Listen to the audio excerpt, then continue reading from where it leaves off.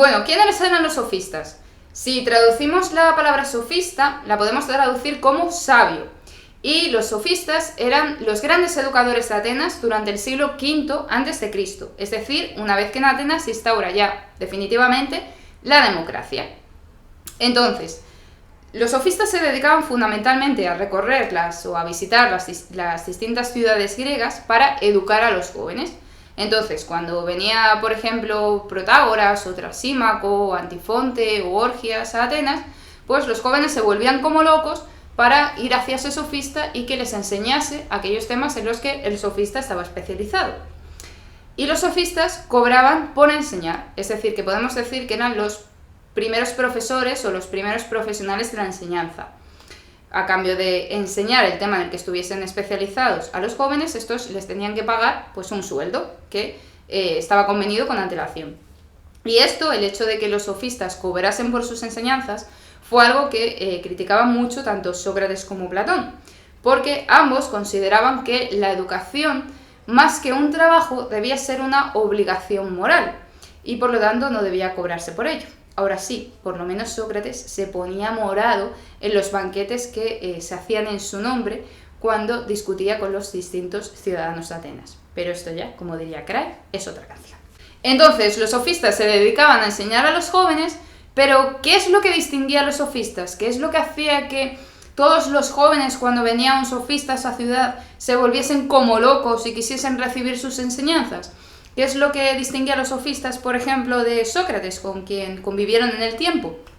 Pues lo que distinguía a los sofistas es que tenían una gran habilidad retórica, lo que hoy conocemos como que tenían un pico de oro, que tenían una gran capacidad para convencer a los demás sobre los argumentos que ellos mismos defendían. Y claro, pensemos que esto en la Atenas del siglo V a.C. era sumamente importante, porque la democracia de Atenas exigía a sus ciudadanos que defendiesen públicamente, es decir, delante de todos, en una asamblea, lo que ellos consideraban mejor para la ciudad. Entonces, lo que hoy denominamos como democracia directa, es decir, el hecho de que todos los ciudadanos expresen públicamente sus opiniones sin necesidad de ser representados por ningún partido político acerca de aquello que es mejor para el país o que es mejor para una ciudad, es lo que existía en la Atenas del siglo V a.C. Ahora bien, allí esto era realizable, porque en realidad en las asambleas únicamente asistían hombres y dentro de estos hombres aquellos que no eran esclavos, lo que ellos denominaban como ciudadanos libres u hombres libres, y por supuesto las mujeres tampoco entraban en estas asambleas. O sea que en realidad allí estaban 4 gatos. Y esos 4 gatos tenían que defender públicamente, delante de los demás, lo que consideraban mejor para la ciudad. Entonces, en este sentido, si tú dominabas la retórica, si tú tenías una gran capacidad para hablar o una gran capacidad para utilizar la palabra, el logos, que denominaban los griegos, obviamente convencerías mucho más al resto que pues, si no sabías expresarte o si no sabías convencer a los demás o si no causabas como una sensación en el resto que no hiciese que aceptasen tus argumentos o tus propuestas para mejorar la ciudad. Entonces, claro, en este sentido las enseñanzas de los sofistas eran muy socorridas y todos los jóvenes iban como locos a que los sofistas les enseñasen a hablar, les enseñasen a convencer a los demás, les enseñasen pues el arte de la elocuencia. Y es que además los sofistas de humildes tenían muy poco, porque ellos decían que eran capaces de enseñar a cualquier persona, ya fuese extrovertida o ya fuese tímida, el arte de la retórica. Y además decían que eran capaces de defender cualquier tipo de argumento, incluso si este argumento era un argumento falso. Y ya la guinda del pastel es que los sofistas decían que ellos eran capaces de hacer fuerte el argumento más débil. Ahí lo llevas. Los sofistas eran muy distintos unos de otros y a veces incluso defendían ideas opuestas. Ni formaron una escuela filosófica, ni un sistema filosófico, ni nada por el estilo.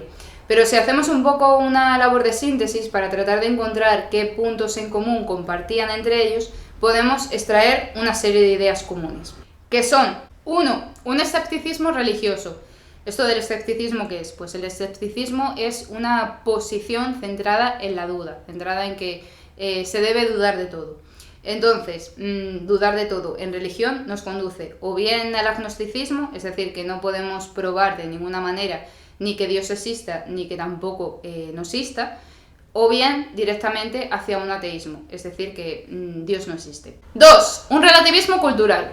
Los sofistas decían que ninguna costumbre podemos juzgarla como buena o como mala, ya que depende de la cultura.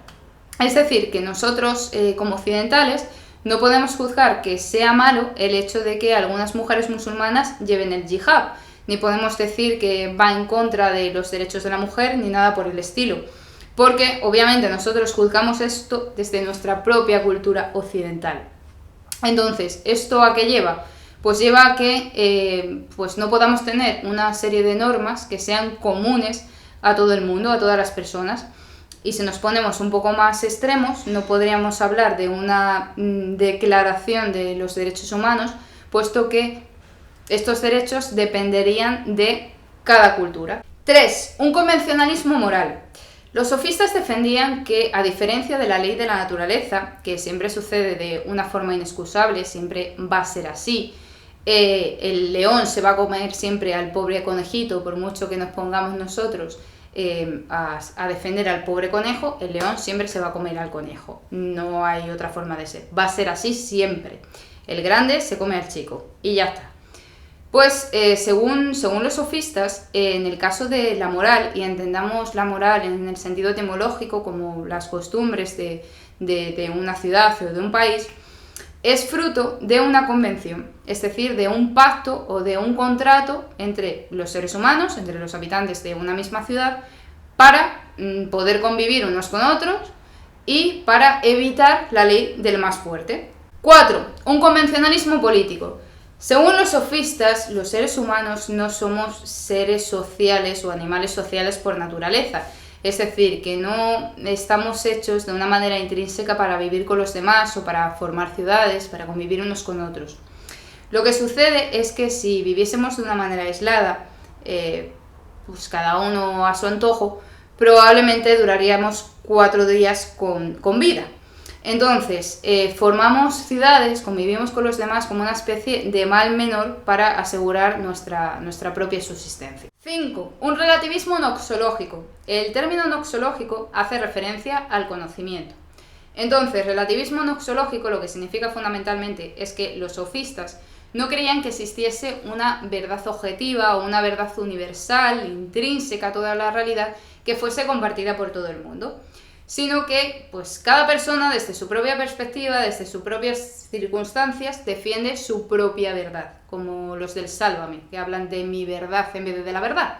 Pues eso, es decir, que cada individuo considera lo que es verdad desde su punto de vista, desde sus circunstancias. Y esto pues se resume en la famosa frase de Protágoras de que el hombre es la medida de todas las cosas, es decir, que cada persona construye desde su propia subjetividad su propia verdad y la defiende a partir de sus propios argumentos, y no existe una verdad compartida por todo el mundo. Y a este respecto les voy a compartir una anécdota que a mí me parece graciosísima. Protágoras era un sofista, y ya recordemos que los sofistas pues cobraban por enseñar. Entonces a Protágoras le llegó un día un alumno que quería convertirse en abogado. Y este alumno pues no tenía para pagar a Protágoras sus enseñanzas. Entonces Protágoras hizo un pacto con él y le dijo: el primer día que ganes tu primer juicio, me pagarás pues con lo que ganes en este juicio todo lo que me debes. Y el alumno aceptó. Este alumno se convirtió terminó Derecho, lo que pasa que nunca ejerció como abogado. Y Protágoras, pues ya harto de que no le pagase, le llevó a los tribunales, o sea, le llevó a juicio. Y Protágoras argumentó lo siguiente. Dijo que si su alumno ganaba el juicio, pues le tendría que pagar todo lo que debía, puesto que había ganado su primer juicio, que era lo que estaba estipulado, ¿no? El alumno le pagaría en el momento en que ganase su primer juicio. Y en el caso de que no ganase el alumno, sino que ganase Protágoras, pues el alumno también le tendría que pagar todo aquello que le debía, puesto que Protágoras había salido vencedor en esos tribunales. Entonces este tipo de argumentos, esta fuerza de la elocuencia, esta fuerza de la retórica, son los argumentos que daban los sofistas, argumentos maravillosísimos, que Protágoras, ya perdiese en el juicio o ya lo ganase, iba a acabar cobrando lo que el alumno le debía. Los sofistas, la verdad, que son un poco los margis de toda la historia de la filosofía, porque siempre que pensamos en filosofía parece que nos vienen a la mente de una forma inmediata los nombres de Sócrates, de Platón, de Aristóteles. Y estos siempre acusaron a los sofistas de ser unos charlatanes, de que no sabían de lo que hablaban, de que enseñaban un falso saber, etc. Entonces han quedado ahí un poco como los pobrecillos un poco marginados. Sin embargo, en defensa de los sofistas, y yo soy una gran defensora de ellos porque me parecen súper divertidos, abrieron la filosofía a problemas que hasta entonces pues la filosofía no se había planteado. Recordemos que antes de los sofistas estaban los presocráticos, que se habían preguntado pues, por el origen de la naturaleza, cuál era el principio que dio origen a todo lo demás, etc. Entonces los sofistas se aburrieron un poco de esto y centraron su interés en los problemas antropológicos, es decir, se centraron en el ser humano, cuál es la conducta del ser humano, cuál es su cultura, lo que ellos denominaban el nomos en griego, etc. Y en este sentido, uno de los ejes de la reflexión de los sofistas gira en torno a la oposición entre la physis, es decir, lo que es por naturaleza, y el nomos, es decir, lo que es fruto de una convención, de un acuerdo o de un pacto entre los seres humanos dentro del ámbito de lo político, de lo social y de lo legal. Ya que los sofistas consideraban que todas las leyes, las normas sociales, los valores, etcétera, que tenemos, no derivan de la naturaleza, es decir, que no nos vienen de una forma natural o de una forma intrínseca como especie humana que somos, sino que en realidad son fruto de un acuerdo o de un pacto o de un contrato social entre los hombres para garantizar la convivencia entre todos nosotros y para poder superar la ley del más fuerte. Y en este sentido los sofistas decían que lo único que hay de natural en nuestro comportamiento como seres humanos es el ansia del placer, es decir, la búsqueda del placer y evitar el dolor, y la ley del más fuerte. Y ambas quedan negadas por las leyes que tenemos, por las leyes convencionales, por los acuerdos o los pactos entre los seres humanos, ya que lo más natural sería que el más fuerte se impusiese al más débil, como acontece con el resto de los animales. Pero, ¿qué es lo que llevó a los sofistas a considerar que todas las leyes, las normas, los valores que tenemos no son universales, sino que todos ellos dependen de una convención, de un pacto, de un acuerdo entre los seres humanos? Pues fundamentalmente dos factores. En primer lugar, los sofistas habían viajado muchísimo y se dieron cuenta que lo que una cultura consideraba como bueno, a lo mejor en otra cultura era considerado como malo. Entonces, esto les llevó a pensar que en realidad no existen valores morales compartidos por todo el mundo, sino que estos son fruto de la cultura, de un contrato de un contrato social entre los seres humanos pertenecientes a una misma sociedad. Pero es que además, si pensamos en los estados políticos de la Grecia del siglo V a.C., podemos encontrar muchas diferencias entre ellos. La más relevante, que nos interesa ahora, es que mientras que en Atenas, por ejemplo, existía una democracia, consideraban que el mejor sistema político era la democracia, en Esparta existía una aristocracia, es decir, el gobierno de los mejores, de los más preparados intelectualmente. Entonces, si ya dentro de Grecia existían dos ciudades que tenían una visión distinta acerca de cuál era el mejor sistema político, pues ya si nos metemos en otras culturas diferentes a la nuestra, ni te quiero contar.